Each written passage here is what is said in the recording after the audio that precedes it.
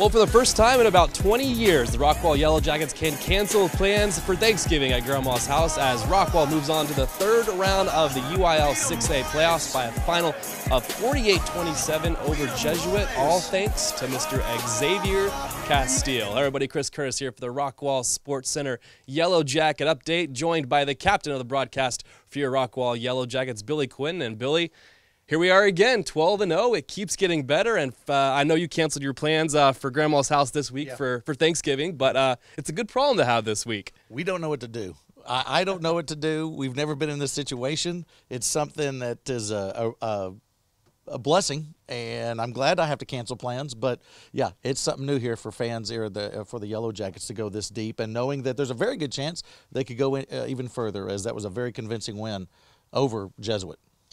Where do you want to begin? Let's start with Xavier Castile. We have to. What a ball game this young man has, and I know colleges are kind of looking at him right now.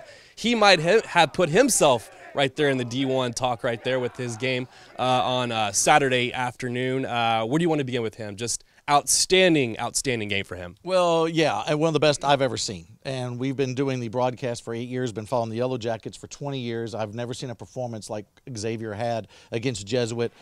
Over 100 yards, over 130 yards rushing with a couple touchdowns, over 130 yards receiving with a couple touchdowns. But let's also throw in the 2 interceptions that he made. One very key interception to stop a drive and give Rockwall that opportunity in the second half to add to their lead.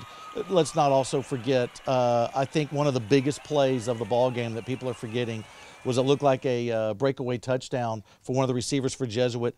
Xavier tracks him down and doesn't allow him to score. Rockwall holds, and Jesuit has to kick a field goal. That was very big in the first half. So credit all around to Castile, one of the best performances I've ever seen, and how he's not going to be the player of the week for the Dallas Morning News. I don't know how you keep it from being them. It's just a great performance all around, 60 minutes. He truly is the heartbeat of this Rockwall Yellowjacket teams. If he goes, the Jackets clearly go. And I asked Coach Webb after the game, if he could put into words what Xavier Castile means, you're going to like his reaction. Check it out. I don't really have words to describe it. I think maybe this might be the most fitting thing I could do to describe Xavier's performance. I don't know. I hope that's fitting. I don't even know what to say. Great football player. Oh man, he's awesome, and like we can't get the ball to him enough, and he's always open, and a lot of time he bails me out, and we got a good connection going, and hopefully we can keep this thing rolling. And Billy, with Chris being out with a sprained ankle this past week, the running game really needed to fill in the void, which is tough to do for Chris Warren, but they really did well. Blacknall, Broach, and Joanna, they really filled in the gaps for Chris Warren, and it was almost like Chris wasn't there. Obviously, there was a little noticeable change with him not being there, but the running game filled in just quite nicely. They did. Now, when you lose a 2,000-yard rusher and one of the best runners to ever, if not the best runner to ever come through Rockwall, you're going to have to do it by committee to replace him, and that's what Rockwall did. Tamba Joanna started out. We know about Tamba's talent and what he can do. He did it last year in that area round. He was the running back, the starter against Jesuit last year. Tamba came in, did an outstanding job. But the thing that's tricky about having these running backs, you mentioned Joanna, then you have Caleb Broach come in, and Caleb gave him a big spark and had a big run and a touchdown. And so then you bring Blacknall in, and AJ had an outstanding game, his best game as a Yellowjacket from the running back position.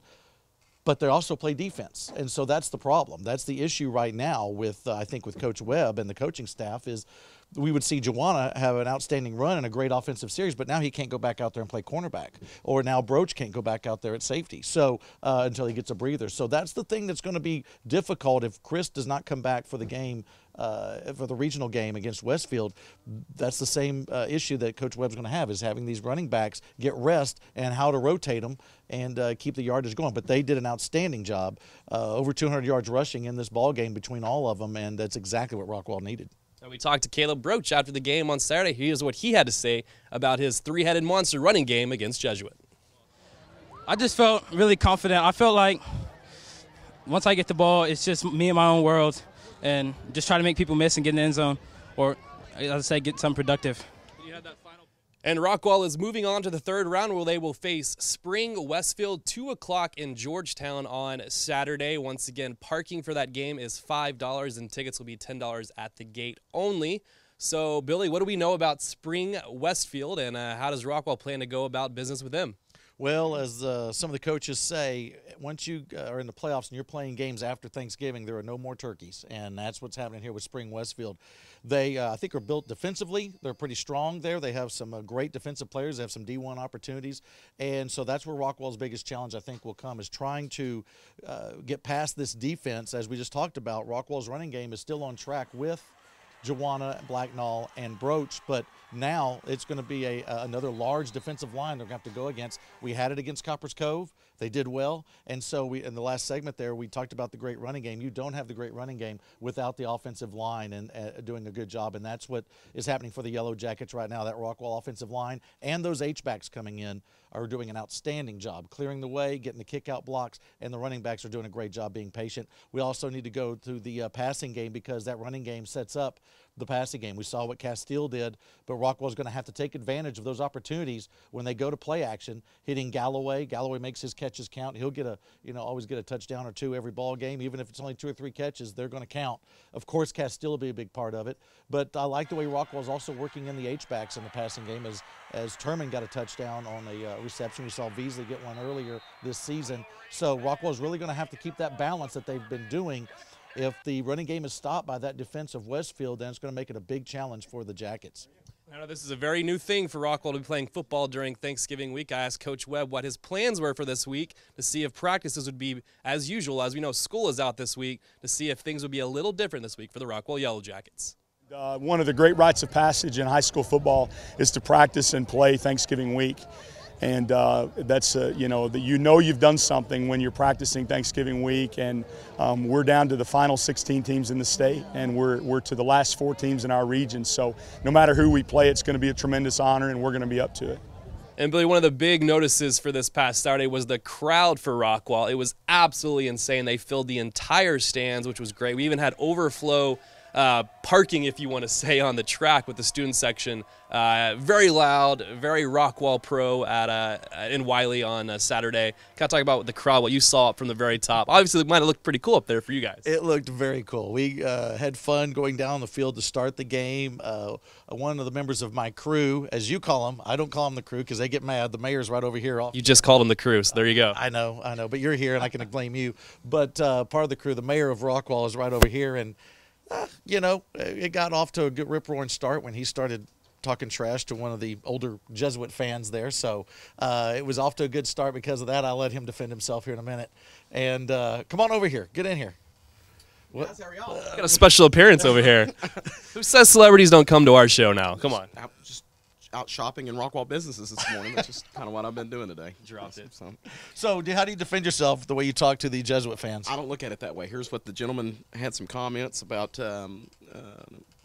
how he thought the ball game would go. I disagreed with him, and I just wanted to confirm that he can follow through on his holiday plans. That's all it was. Yeah, and he can't he? That's exactly now he has holiday plans. That's exactly right. Yeah, he doesn't have to worry about going to Georgetown and watching ball games. So that's all it was. All right, thanks. I'm glad you're unbiased. They're up in the booth with us because we're known for being unbiased. Absolutely. Yeah. I mean, we're professional. Well, let's talk about, though, David, that crowd. Me and you were just so proud of the Rockwall Orange as we sit up there. You mentioned you're in the high perch up there, and we were on the other side. Of course, most press boxes, we were the visitors, so we're on the home side. As that game's going on, obviously before the game, it's just packed with orange, that visitor side. We're not talking like just little corners are empty. I'm talking the whole place. Kids on the field. My son's there. They had to put them on the field. A number of kids to stand on the sidelines, people at the railing. The best part, David, we were watching it, the car is still streaming in as the game's going on. Yeah, it was pretty neat. What was really neat was being able to see the orange and white coming from so many different directions. And Rockwall historically does such a great job of supporting athletics, and it was definitely on display Saturday. And we're definitely going to need that crowd on Saturday. Georgetown, it's going to be a nice trip after Thanksgiving, so get the turkey all eaten on Thursday, watch some football on Friday, go watch Heath on Friday, and it's right on down the road there in Georgetown to go watch Rockwall play. And, of course, you want to have a T-shirt here at Rockwall Sportscenter. They're available online for $5. Come and get them right now, and you can also use the code word XFactor, and that'll get you 20% off anything school spirit items here at Rockwall Sportscenter in honor of Xavier Castile's fantastic game on Saturday. I guess fantastic, a good word to use. Can we use a little better adjective than that?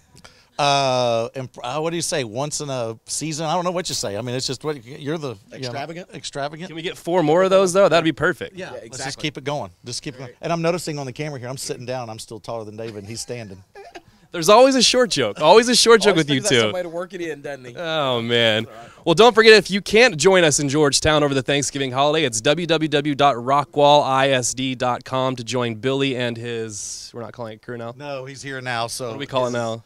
Billy, David, and others, or his equals. Actually, we prefer to call it the mayor and his fellow broadcaster is the way we go okay, so about the mayor and his fellow broadcasters. There you go. It's www.rockwallisd.com. It's Rockwall versus Westfield. It's the 3rd round of the playoffs. You win this one, you're halfway to a state title. Anything else prediction-wise for this game? First of all, it's nice of you to wear the team colors. Appreciate I'm that. gonna take advantage of the discount here and get me a new orange T-shirt. So there you go. It works right there. Prediction. Rockwall obviously wins. I'm 12-0 on the predictions. We know this.